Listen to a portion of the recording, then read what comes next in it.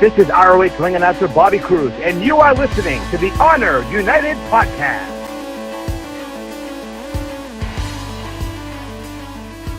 Hello, welcome to Honor United podcast. This is episode 2. I'm your host, Gary Ward, and alongside the former Ring of Honor Television Champion, Shane Taylor. Thank you so much for joining us today, Shane. How are you?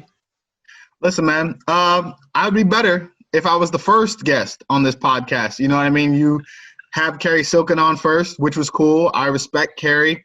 But Carrie Silken was not the World Television Champion for over 200 days. That was me. Carrie Silken is not the baddest champion that you've ever seen. That's me. Carrie Silken was not killing it in the UK for 6 straight weeks like you saw me doing. You see what I'm saying? When it comes to first guest, history-making guests, that should have been me, and you know it. You're making a good point, but without Carrie Silken, you wouldn't be able to have been an over 200-day champion. I get all that. I get all that. He's a Hall of Famer.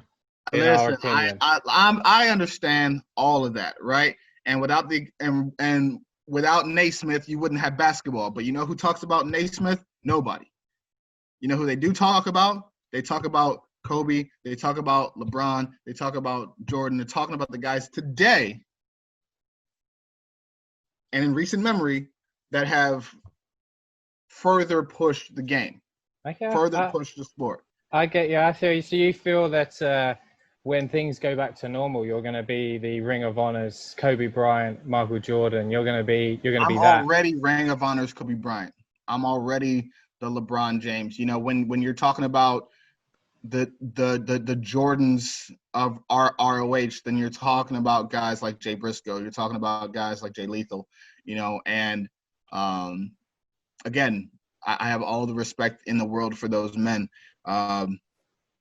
And I have all the respect in the world for all the people who helped pave the way for ROH, like you just said. My issue is paying homage is one thing. Being dependent upon the reputation is another. And I can give all the credit in the world to everybody who came before me, but their time is over. I'm standing here right now. So I'm going to make Ring of Honor mine. This will be my era. It was my era before COVID. It'll be my era after COVID. And I'm going to continue to knock off everybody on the rankings ahead of me. They just put out Brian Zane just put out a top 5 big man in ROH history, and I was number 4. Stop it. Stop it. You know what I mean? Again, it's just I'm gonna be number 1 in every category, regardless of whether people like it or not. And when we do come back from the gap in shows, who's the first on your radar? Ooh, see. Because we got some big names in Ring of Honor. Because they're having you do this, right? I'm a guy that sort of likes to move in silence. I'm not going to tell everybody my game plan so they can kind of get ready for things to happen. No. You're not slick like that, Gary. You're not about to trip me up on this podcast, okay? I have multiple targets. As we've discussed with my deal that I signed with Shane Taylor Promotions and partnering with Ring of Honor, I have 2 guaranteed championship opportunities of my choosing whenever I'd want them. So I've already made history by being Ring of Honor World Television Champion, had one of the most dominant runs in the past decade. I could make history by avenging that loss to Dragon Lee. You know, a loss that I shouldn't even have to avenge, seeing as how he need me with a chain, but ROH let it slide, but that's fine. You know what I mean? It's okay. Or I could go on to make more history. Me, Khan, and Moses going to win the 6-man world championships. We could do that. Or I could do what only one other man like myself has done in the 18-year history of Ring of Honor, and that's win the Ring of Honor World Championship. So there's a lot of directions that I could go. And I guess people are just going to have to wait and see until I make my move, as they say. So you were talking about Shane Taylor Promotions. For people still new to Ring of Honor, especially the UK audience, Ring of Honor has just come back onto TV here, maybe in the last 4 to 5 weeks. Talk to us about forming Shane Taylor Promotions, why that was. I remember me and you having a conversation in the car when you were here about re-signing with Ring of Honor and your goals. And the amount of your word you've gone and done exactly what you said in that car journey. Tell us a little bit more about that. So for the audience, maybe not so familiar with Ring of Honor and just stepping in for the first time. Well, I'm a firm believer in nobody's going to believe or promote yourself more than you, right? Like no one's going to believe in you more than you. And I was at a point where I was the world television champion. So if the world champion is here, I'm here. I'm right next to the guy. Yeah, I found myself in a position where my face isn't on the posters. I'm not being promoted at the events. So if I'm the second biggest guy in the company, you would think that would carry more weight. And I've seen how other champions have been treated prior to me winning that championship, and they didn't have to face the same things that I did. So I started thinking to myself, well, if they're not going to do it, I will. So I took it upon myself to buy out my contract and to make myself a free agent, rebrand myself, repackage everything that came along with me, and created Shane Taylor Promotions to be able to showcase not only people like myself, but people all around the world that are looking for the spotlight to be put on them, right? And especially as an African-American male in this sport, people tend to be dismissive of who you are or your character or your skill set, especially when you don't meet certain stereotypical criteria. So it's very easy for people to dismiss or not recognize the talent that's in front of them. So with Shane Taylor Promotions, I put together with my man Ron Hunt, Colin, and Moses. Now we are one of the most formidable forces in the history of Ring of Honor, and we're just getting started. And so that goal will, again, to elevate not only myself, not only Colin, Moses, and Ron, but anybody else that we bring into the fold and put them on a platform to show just how exceptional the talent is in our group, the talent is in our community, the talent and the intelligence is in anything that we decide to do in life. And especially with everything going on in the world right now, making people understand that we, as Black men, as Black people, as a community, as performers, we are more than what they think we are. We are more than what they are told we are. So that's the plan, and that's the goal. And it's certainly a big goal to take, especially in the company you keep in Ring of Honor. I have no doubt that you'll be very successful in it. You've been successful in the moments from when you started in 2016 with Ring of Honor. You came in with Keith Lee. We know everything that Keith Lee's gone on to do. And then obviously with yourself being a successful television champion, beating that on a big stage as well of War of the Worlds, Four Corner Survival, and then went on to hold the title for over 200 days. So you talked about wanting to be the Ring of Honor champion, or even having a second reign as TV champion. Yep. Just something you spoke about prior to that was everything that's been happening in the world. We're obviously in some parts still in lockdown. There is no events, but unfortunately the unforeseen scenes we've seen across the world, and then everything that happened in Minneapolis with George Floyd. I watched the Ring of Honor Roundtable podcast or YouTube channel hosted by Ian Riccoboni with yourself, Jay Lethal, Caprice Coleman, and Kenny King and Jonathan Gresham. Some of the things that came on there really shook me. The things that you have gone through in your life that I know personally, And parts of what Jay Lethal said, if a black American is pulled over in the States, the first thing they do is 10 and 2 on the steering wheel and turn all the lights on. I can't imagine how that must feel. How do you deal with that on a maybe a weekly basis, or how do you deal with that? Because I cannot. It's very difficult for me to kind of get my head around that. And the crazy thing is, it's difficult for us too. Like you're taught as a kid, that the world works different for you, and you don't really understand until you get into these situations and your parents prepare you the best they can. You know what I mean? And for those right now thinking, well, that's what you're supposed to do, is do 10 and 2, da-da-da-da. The difference for a lot of us being that a traffic stop is an inconvenience for most of you. It's like, man, this sucks. It ruined my plan, or I missed this meeting, or I'm going to be late to what. It's a minor inconvenience. Whereas to us, more often than not, it's a life or death situation, and can easily flip just like that. And so it's weird, man, because you're walking around with this anticipation, with this dread, with this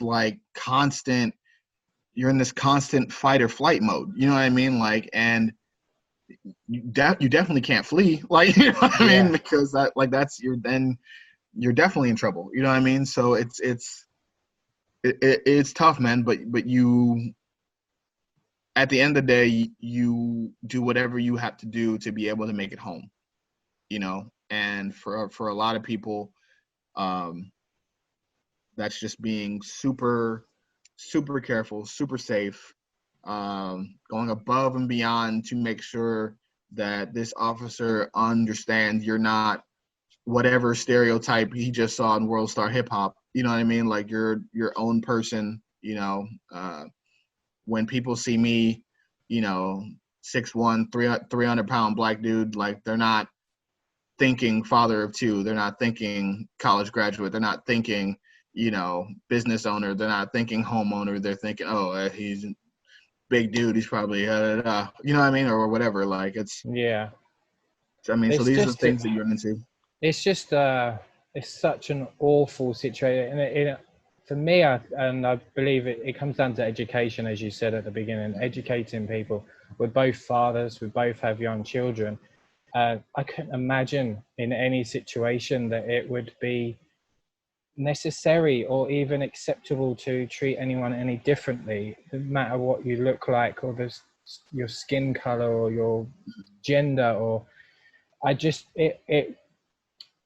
sometimes I'm speechless, as you can. I can't even understand it. And just to see the outpour of Black Lives Matters movement, not only in the States but here in the UK as well. All of our soccer matches are taking a knee before the matches, and everybody's doing everything they can to support it, but we still need to just ensure that people are well educated. And is there something that you feel needs to be done in professional wrestling to ensure that we keep this in people's minds, that it is constantly something we need to be aware of, even if it's just you see something, you talk about it, you see it, you report it, even small as that can be?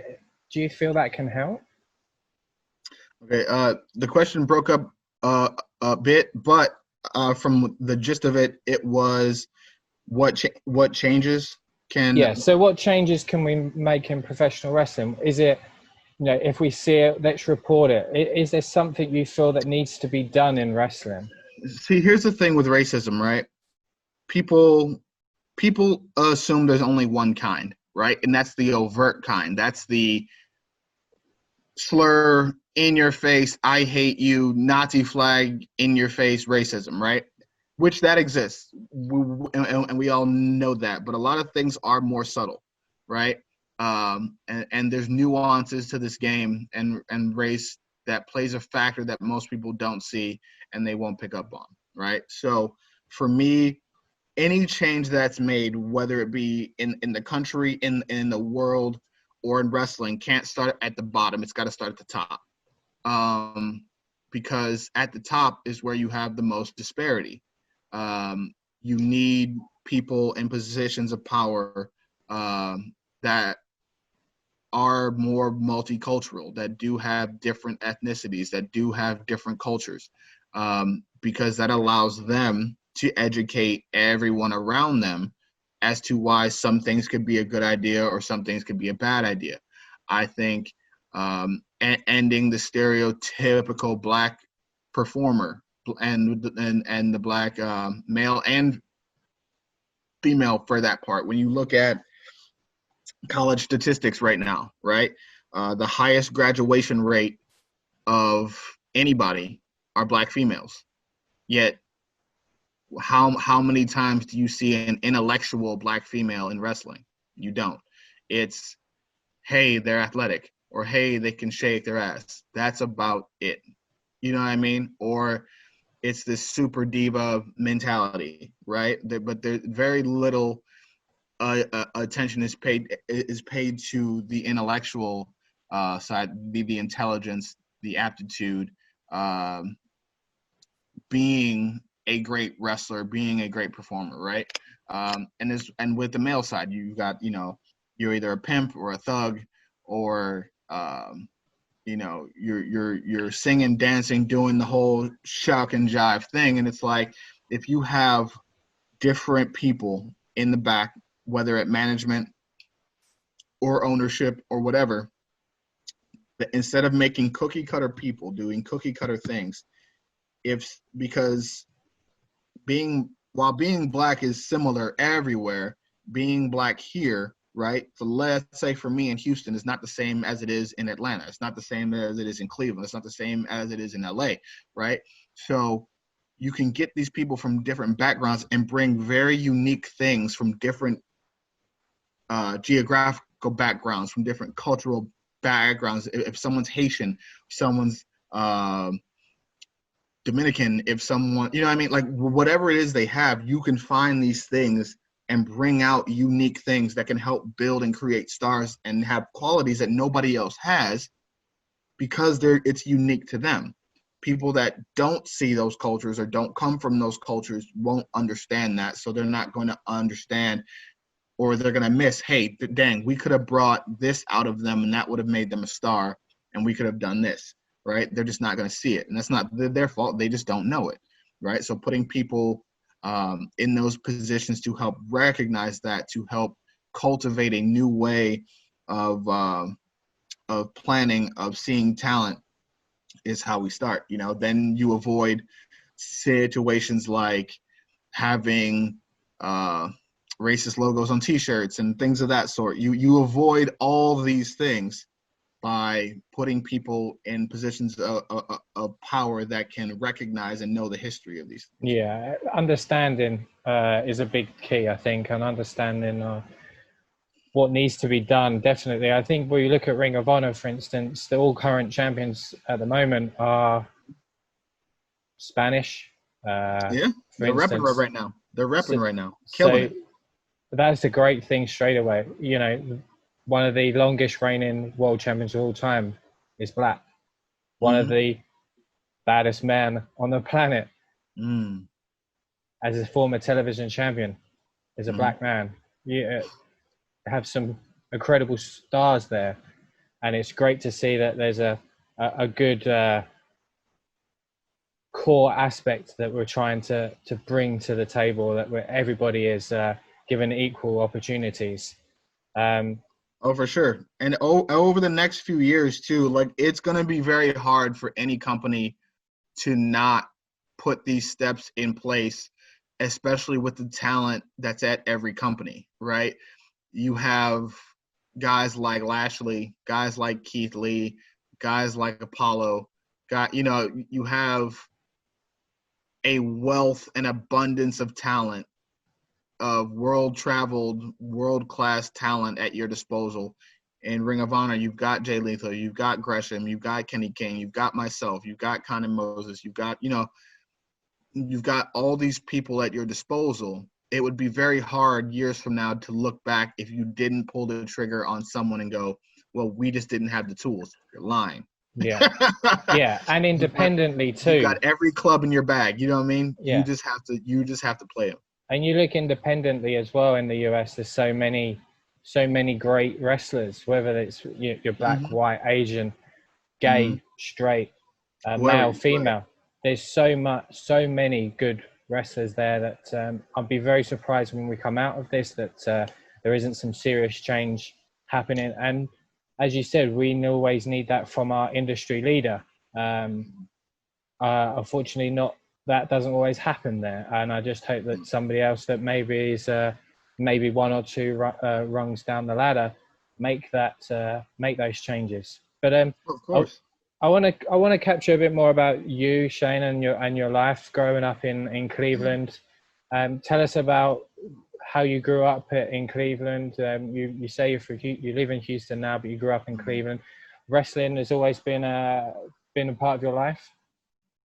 Yeah, and it's weird because like most people have that moment where it's like the feel good, this inspired me to wrestle and chase my dream type stuff. And I've got points that I realized I like this stuff, but wrestling was an escape for me. Like wrestling was, grew up east side of Cleveland, Ohio,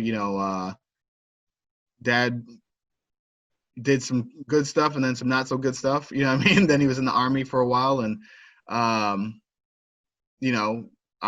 would see him fight drug dealers on our corner, and fight them off, and then subsequently just about weekly or so they would come by and shoot up the house, you know what I mean? So I grew up in a place where we couldn't really we weren't allowed to sit on our couches. We would have to lay on the floor or stay upstairs because he didn't want to be at work and one of us get caught by a stray. You know what I mean? And have that call, because no parent wants that call.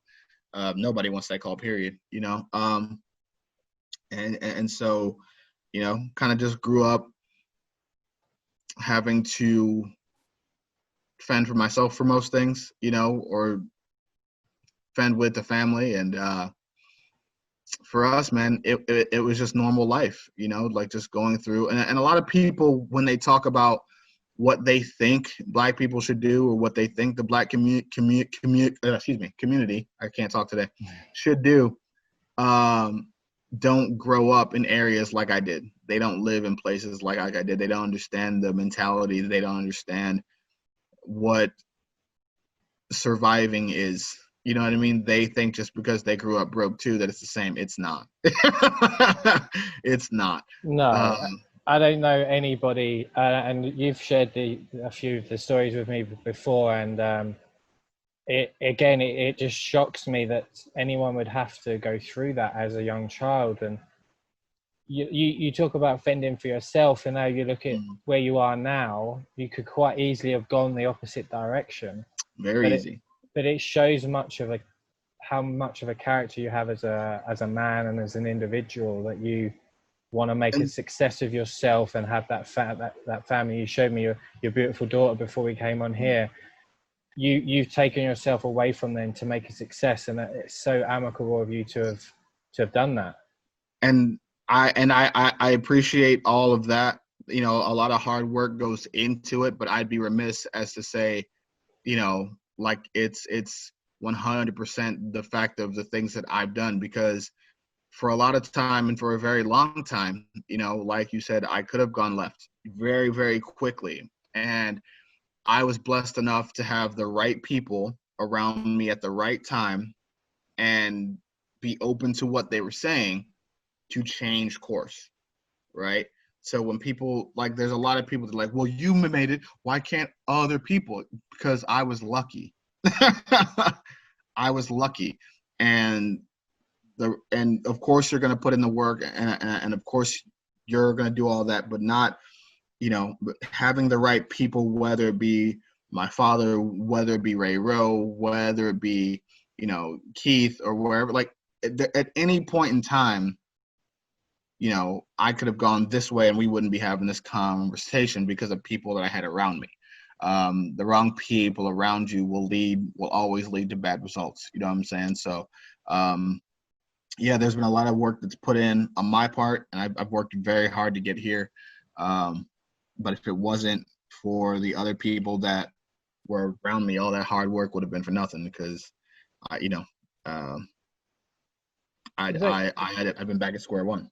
Does it come back to people like Ray Rowe and Keith? Is it when you were breaking into wrestling, or is it you met them outside of wrestling and they were sort of the that in a certain sense a guiding light for you, a change, someone to look up to? I've known Ray now for the better part of my adult life. Like since I was like 16, I've known Ray Rowe, and he's been trainer, best friend, big brother, rival. He's run the whole gamut of everything that I've needed from him at different points. He's the godfather to my daughters. He's helped me not only just personally, but in my career tremendously. He's the reason I'm in ROH right now. Because when he was there, he brought me along, and just kept bringing me, even turning down flights to drive with me 15 hours to Nashville, or 12 hours to Atlanta, and they were going to fly him out, but he was like, no, I'll just ride with Shane. Like, he's that kind of dude. And seeing me enough times, they were finally like, all right, yeah, we like this guy. Like, Like, and there's a hell of a way to come into the promotion as a part of a tag team with Keith as Pretty Boy Killers. I remember vividly watching the Ring of Honor, and I saw you both come out, and I was like, wow, these are big guys. And then I watched you wrestle and saw Keith flying over the top rope, and you just destroying people, and I was immediately hooked. And you both just elevated so fast within that promotion. And again, we talk about I spoke about with Carrie on the first episode of being in the right place at the right time and having the right opportunity. And I always feel that Ring of Honor has always been a company that's given people that opportunity when others have gone on to pastures new. It's next person up, it's next guy in, or next female in. Did you find that was going to be? Did you think that was going to be what you were going to have to do when Keith originally left? Well, me and Keith had a long talk, and I told him, I was like, man, you got to do what's best for you and your family, and your decision is yours. Like, with or without you, I've got to figure out how to be a star or raise my brand or anything else like that. So my goal or my job doesn't change with you here or without you here, right? Just how I go about it changes. You see what I'm saying? So, he had his reasons, and he clearly made a great choice for himself. He's now making history down in NXT as a double champion. Nothing but love and respect for him. Love it. And I've gone on to do things that I needed to do and cement myself in, the archives of ROH history. So it's one of those things where our goal together when we first created things was us both to get a job in this sport, for us to both create a brand, a legacy, and provide a foundation for our families and in this sport. And we've accomplished that. So we've accomplished the main goal, and so now it's time, and we've accomplished all other goals along the way. So now it's time to write new goals and see what happens. And then when Keith originally left, you went through a stage of being like a hired gun, and you was also in the rebellion at certain points as well. That took you up until around January 2019, I believe, where there was a lot of change in Ring of Honor, and that was your time to either stay or perhaps move on. Was there ever a point where you felt I may need to move on, or was your heart always with Ring of Honor? Ring of Honor was a goal since I started my career, and then a lot of the goals that I had were similar to Ray Rose because that's what we talked about.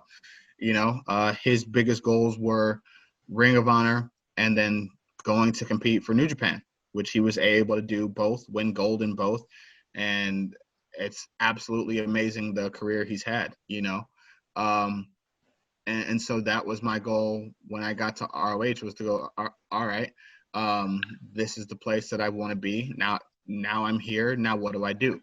And so once Keith left and we went to the Rebellion and to the hired gun stage, that was me just sort of trying to tap into things that I used to do anyway, right? I fight people, you know what I mean? Like, I get paid to fight, I get paid to do a lot of things, So that was like, this is nothing against anybody personally, but this is about feeding my family. End of story. You may, if you dislike the person that I'm beating up, cool. If you like the person I'm beating up, sorry about your luck. Like, Yeah. That's kind of just how I saw it, and then transferring into the Shane Taylor promotion stuff, it's the same thing, except now, you know what? Instead of having somebody else pay me, let me pay myself. Let me set my price. Let me make my brand. Let me be the owner of me, not have anybody feel like they've got me on a string by, because they have this check or this cash. No, bump that. Like, I'm gonna set the price. I'm gonna make my name. I'm gonna promote myself. I'm gonna be the guy. And now I have the single largest per fight contract in the history of Ring of Honor. So betting on yourself tends to be the move. And it's working, right? It's working for you at the moment. Obviously, not in this particular moment, being with lockdown.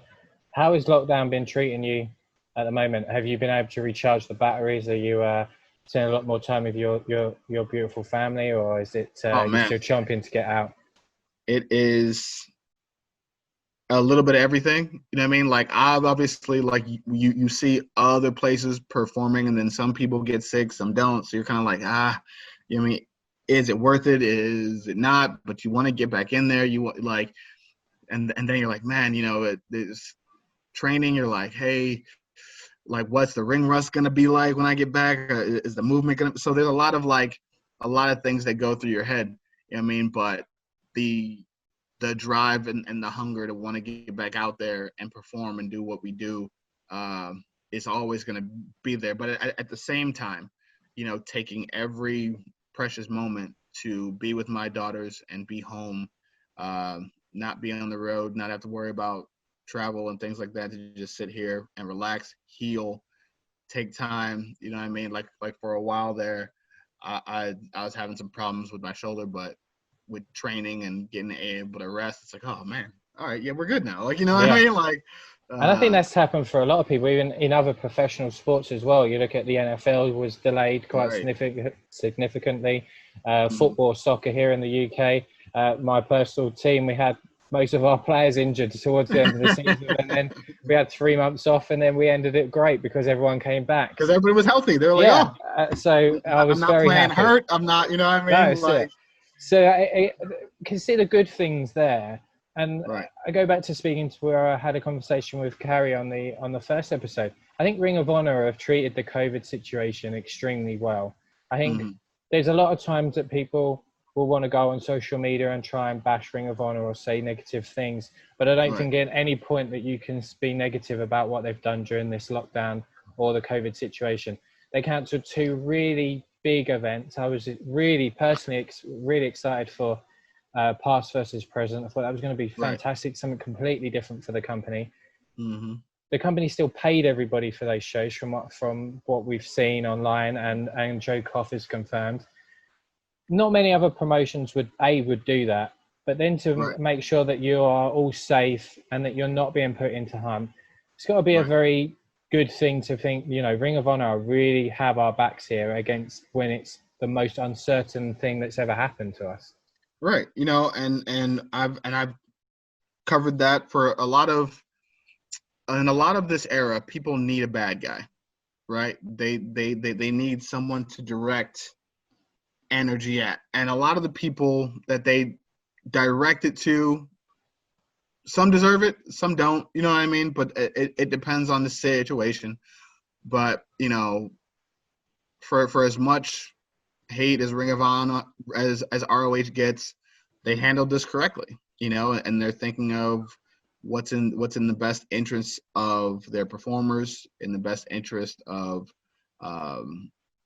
their performers' families and everybody going forward. So they got this one right. So yeah, you definitely have to give them credit for that. And people that just look for negative things, they're gonna find them. You know what I mean? Like, that's what they do. You know what I mean? But on this topic, they nailed it.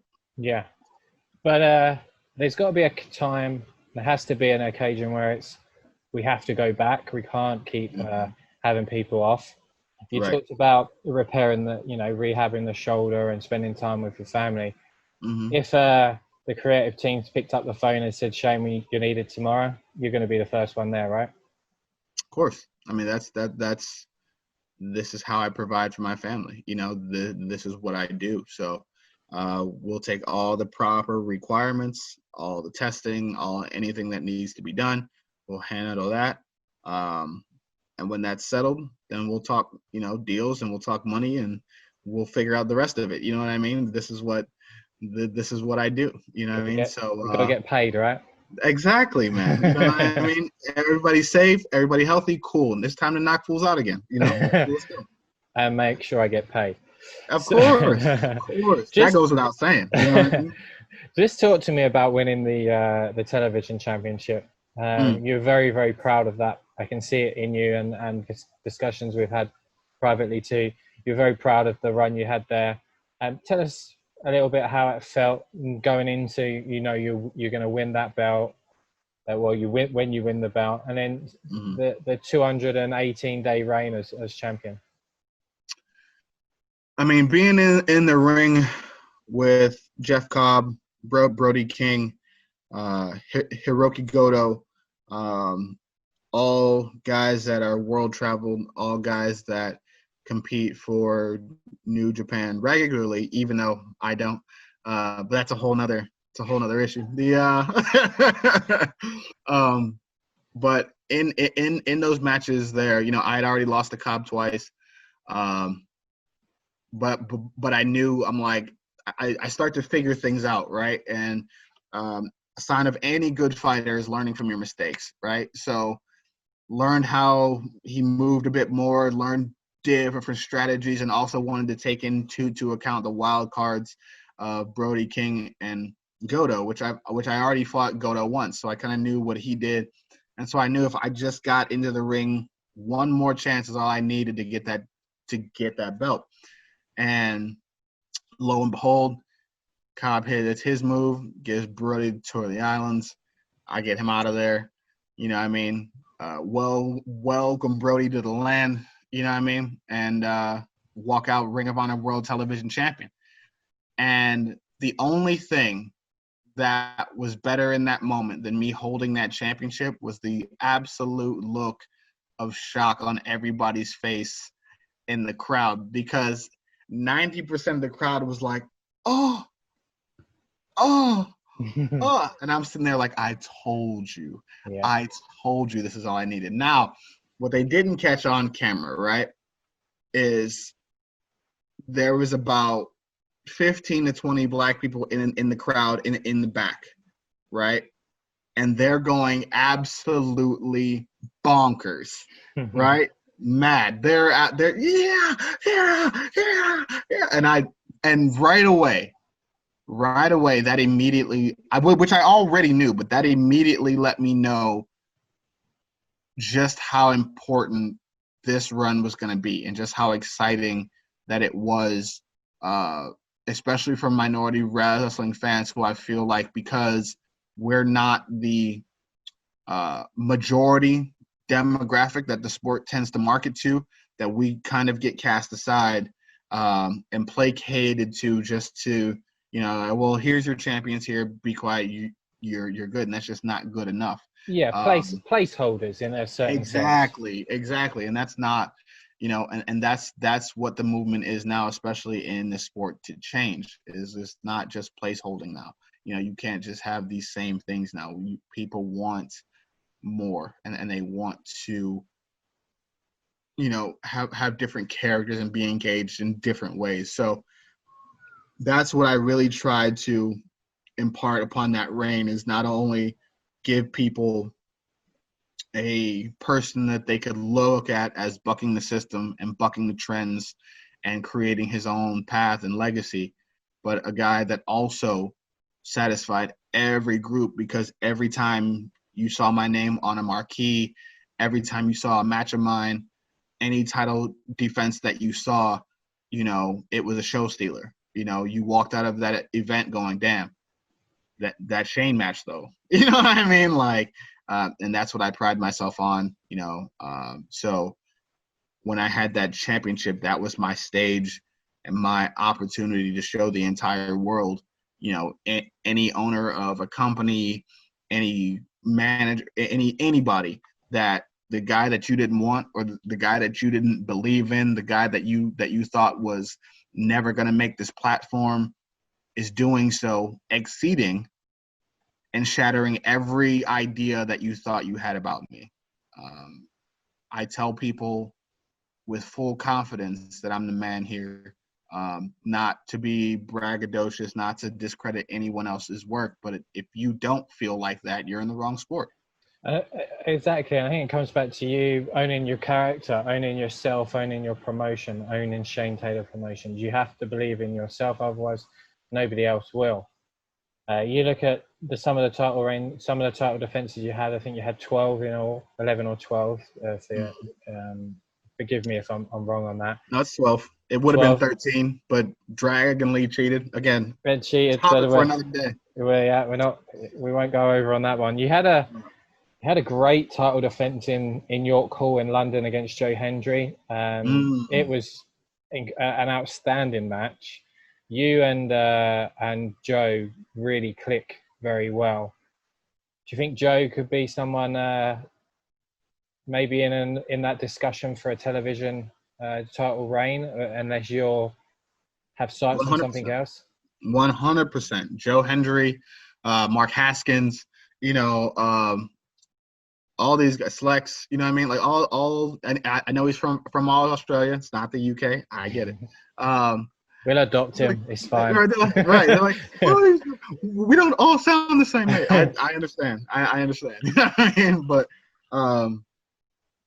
I mean? But Joe, there's no one. There's only a few guys that have pushed me to the limits he did, and that was when I had my singles matches with like Jay Briscoe. You know what I mean?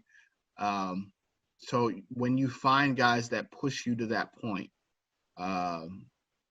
you know they're going to be successful. They're going to do something. Joe Hendry just had I can't even say unfortunate, because he stepped into the ring with Shane T and had the best match of his life. So it was fortunate he got into the ring with me, but at the same time he wasn't walking out with my championship. So yeah. So I mean, a little, it's a catch-22. You know what I mean? Like you got one of the best matches of the year for Bandito was his match against me for the television championship. He also lost. You see what I'm saying? But he got to have the experience of Shane T. You see what I'm saying? Like, so it's I can see where we're going with this. I can see where we're. You get the pattern. I'm getting the gist of it. The first title defense against Bandito was his best. One of your last ones when you came to the UK. Joe Hendry, and then you defeated Danny Jones. Probably Danny Jones' best as well. I mean, probably. You know what I mean? Like, I'm not well versed in Danny Jones matches, but I'd imagine that it's up there. You know what I mean? So yeah, it's I can guys see where get in the ring with me. Guys get in the ring with me, They look like $1 million promoted to the fullest. You know what I mean? They get to step in the ring with greatness, and then I prove what greatness does. I understand. I get it completely. Mm-hmm. So you've been to the UK once with Ring of Honor, and then you came over on your own. Twice with Ring of Honor. Twice with Ring of Honor, apologies. And then once you came over on your own. What is it about the UK that you like? Is there how is the fans different to the US? Man, first, before I praise the fans, your guys' weather, trash. Now the first time that I went, I believe it was like August or so with ROH, and for whatever reason, you guys had like this crazy heat wave, and it was like super I remember hot. now. I remember when I come to see you. It was so hot that day. It was so hot, and then on top of that, like because none of your buildings have air conditioning because it's always cold. You know what I mean? So we're in this building with like this huge building with another pool on like the way other side, so it's hot. But now it's humid because it's like the sun, like all of the vapor from the pool is going into the air, so it's just hot and muggy. But it was still a hell of a time. Loved the whole trip. That was cool. And man, to be honest, I love like that rowdy hooligan-esque type energy that you get from UK crowds. Like what it feeds me, man. Like I love being the guy in a room that if everybody's mad at that guy in the room, I'm like, do something. Somebody do something. Like let's get this cracking off then. You know what I mean? And I feel like every crowd is like that. And so it's just this level of energy that feels like home. You know what I'm saying? And it's just like, all right, like even with the match with Joe Hendry, right? Before the bell rings, and you can edit this, you know what I mean? You can believe it, but the whole crowd's going, fuck you, Taylor. Da, da, da, da, yes. Fuck. And I'm sitting there like, man, fuck all y'all, bro. This dude ain't walking out with my shit. I'm about to beat him in front of every single, you know what I mean? Like, but that's the energy that I feed off of. Like, that puts me in a zone to bring out the best in me, you know? And if I can bring out the best in me, I can bring out the best in my opponent, which brings out the best in everybody. You know what I mean? So it's a hell of a thing. I love the environment, love the atmosphere, love the energy. It's typical. I'll keep using both terms, football and soccer, Right. because we'll probably have some American listeners. I hope anyway. It's all about West Ham, by the way. And I was going to come on to this.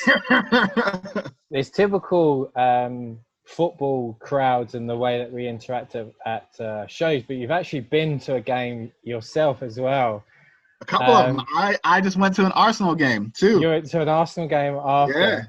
Yeah. You went to the West Ham game with me. Both teams won, by the way. Listen. And then I'm just saying. And then we watched my team, Tottenham, after, and we won. So you're a lucky charm. I'm saying, bro. I'm saying. Just tell us about being at West Ham, not knowing anyone in the crowd. I already know where you're going. And then when they score, picking the lady up next to you and putting her on your shoulder and jumping up and down. All right, listen. All right, so he's telling the story out of context, and it makes me look crazy, right? But so for anybody that hasn't been to a game, for those that have, you already know. When you go to a football match in the UK, it's not like when you go to a sports event in the States, right? Like if someone scores against your team in our football, you know, there's 4 quarters left. You're like, all right, we'll get it back. That play sucked, but come on, guys, da-da-da. It's not like that in the UK. No. Any goal scored is like a collective, everybody has Christmas at the same time. It's the biggest high you'll ever want to be a part of. Or collectively, everybody got fired on the same day, right? Like, like it's the biggest high or the lowest of low. It's like one goal, they're like, oh, we lost. I'm like, yo, there's like 85 minutes of this game left. Can we relax? Like, we're good. There's a lot of time left, but we're a glass half empty kind of. Right. Glass half full or all the way empty type fucking people. It's crazy, right? So this was a match that ended up, there was like there's a few goals scored on each side. And again, man, I'm a big energy guy, right? So they score, boom, everybody's going crazy. It's absolute pandemonium. We're singing the songs, everybody's blowing bubbles. It's all good, right? I look over to the lady to my left, older lady. She's yelling, she's having a great time. So I just give her a big hug, pick her up. Yeah, we're rocking out. You know what I'm saying? Like it's nothing. You know what I mean? We're all celebrating. It's all love. It was Really awesome. it was definitely one of the best experiences I've had at a football game for a long time. Taking somebody there that hadn't been to a game before was great, but then seeing how you interacted with literally everybody, people in front of you, next to you, my brother-in-law and myself, it was a special moment that I won't forget, and I can still see that lady's face over your shoulder looking at me just with so much joy on her because West Ham have just scored, and then the baddest champ you ever seen, boys, lifting you up. It's it was incredible. Now granted, outside of that scenario, could be weird. You know what I'm saying? It could be, but we're in a football environment. That's completely acceptable. It was cool. Whether we could do that post-COVID, I'm not too sure. We may have to. No. We probably just air high fives. And wash hands before we pick anybody up. But it was fantastic. I would love to have you and all the Ring of Honor guys and girls back here in the UK. No idea when that would be, but I'm sure that there'll be plans as soon as the time allows it. Absolutely. You're going to be chomping at the bit to come back over? I know how much you like coming here. Oh man, listen. I mean, the last time I was there, we did Rev Pro Southside, and and just was all over the place. Huge shout out to Andy from Rev Pro for having me there. To my guy Ben as well for having me at Southside, and but yeah, man, like the energy is amazing, and so for me, being in those environments, being around those people, was absolutely incredible. So any chance that I get to go back and do it again, will gladly do it. Gladly. Absolutely. Now, you Ring of Honor, as I said earlier, are back on television here, so people hopefully, once everything repairs itself, we'll be able to see a lot more of you on television here on Sky, on the Fight Network. You can see the Ring of Honor television on ROHWrestling.com, and then as well, a lot of things are happening on the YouTube channel. Just before we close and go into some fan questions, what's your future plans for when shows come back? What are you most looking forward to doing? I probably know the answer to that already. Right. My biggest thing and what I'm looking forward to is making more money, punching more people in the face. Bingo, that was my getting some of this lockdown aggression about me. You know what I mean? But again, man, but just getting back around the guys too, and seeing my boys and kind of getting back into the routines of what we do.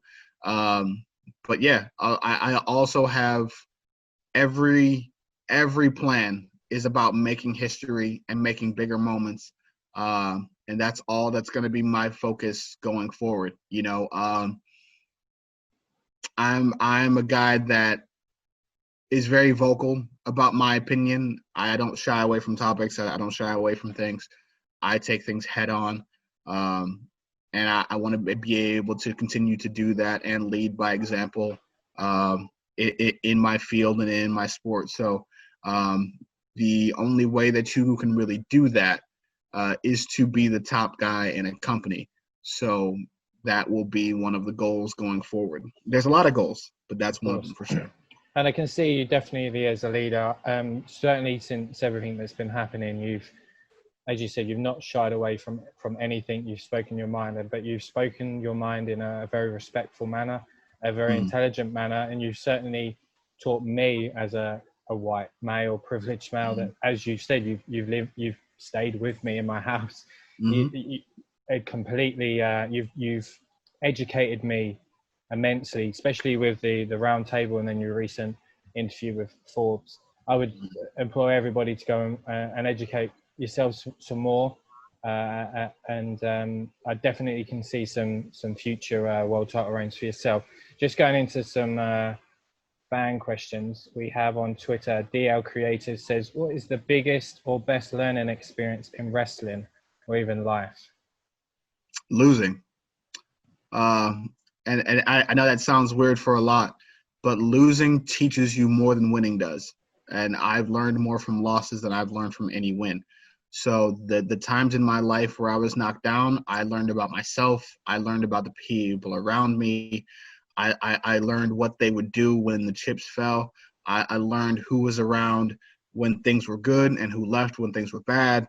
And I think a lot of issues, especially with like some parents and kids today, is we tend to undervalue the lessons that losing can teach our kids, right? Everybody wants their kids to win and never have to feel bad or anything else. I was like, but those losses shape you. You know what I mean? Yeah. You get to see what your character is when the losses come, and that's not a thing that you can figure out for your kids. It's something that they have to figure out for themselves. So you have to let some of those losses happen, even though it's going to hurt them. It's going to, and not physically, you know what I mean? But depending on the sport, maybe. But okay, they're going to be going through it, but let's see what they're made of. Let's see how they problem solve. Let them sort of, make and create who they're going to be going forward. So losing, which I don't do a lot of, you know what I mean? But unless it's Dragon Lee. Yeah. Sorry. Chain on the knee. That's all I'll say. No review, but that's fine. Yeah, that's fine. When I take you to your next football game and I'll take you to Tottenham, my team, don't be bringing any of that losing stuff. I can't cope with that. I'm 3-0. I'm 3-0. You probably won't be when you come and watch us. We'll be 3-1 probably. Matthew Lopez on Twitter says, what are you most looking forward to? Hang on here. I'll rewrite it for him. What are you most looking forward to when Ring of Honor is back running shows? So I think we kind of covered that slightly. Yeah, looking same forward thing. To getting paid. But then once eyes are back on us, that's going to be my time to just again. I have plans on expansion. I have plans on domination. Are we talking? And I hate using that word, and I hate using that word because people always say, "Oh, well, it's like this." No, I just mean the fact of dominating competition.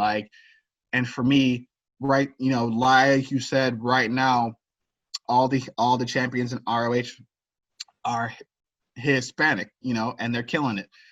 There's no reason that after we come back, Shane Taylor Promotions can't acquire new talent and hold every championship in Ring of Honor. So we're saying there's a potential for new members of Shane Taylor Promotions. Of course, anything is possible. I see you trying to get pieces of my game. Oh, I mean, hey, listen, fill out the application. Email it to you get an application for me. Listen, man. It's a formality. Everybody's got to do it. Don't worry about it. I've never been in the ring and I've never been in a fight in my life, so I'm definitely not someone you want in Shane Taylor. Willingness, though. I was like, I feel like you would jump in if necessary. You know what I mean? Once everybody's down and out, then I'll jump in, and then I'm in. I can just take pictures and hey, someone needs to do that too. We need. You know what I mean? I'm your guy.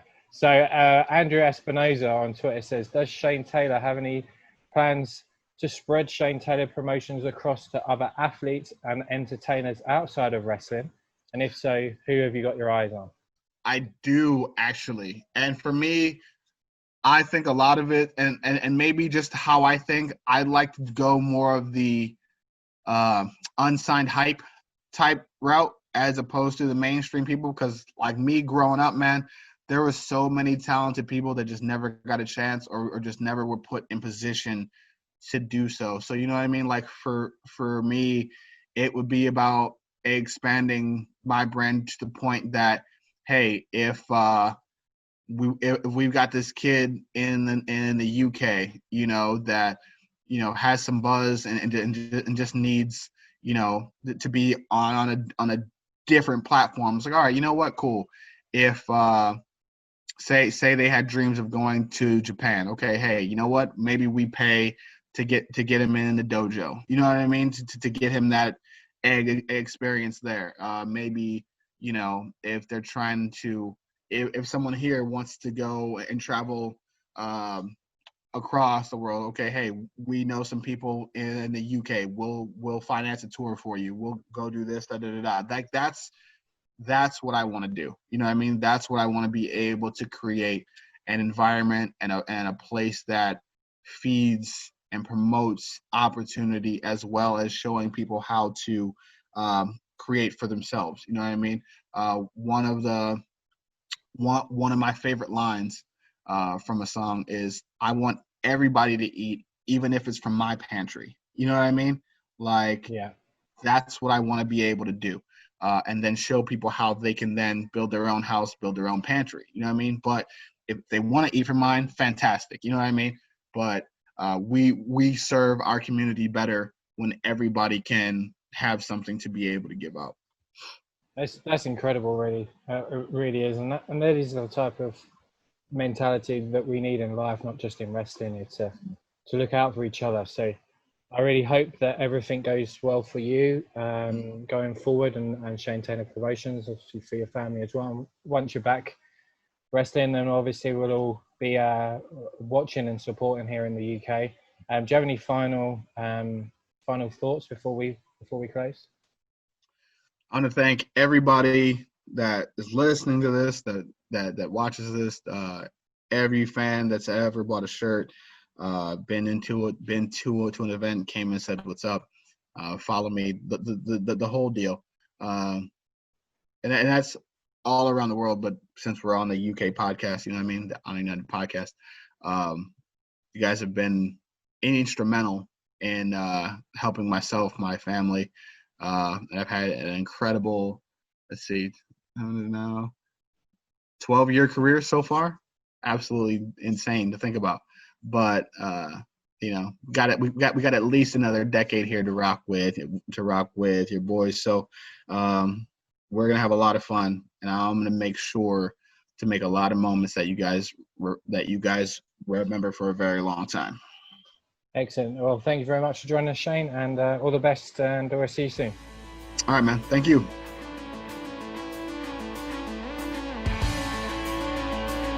Next time on the Honor United podcast, a man you can truly believe in, Joe Hendry.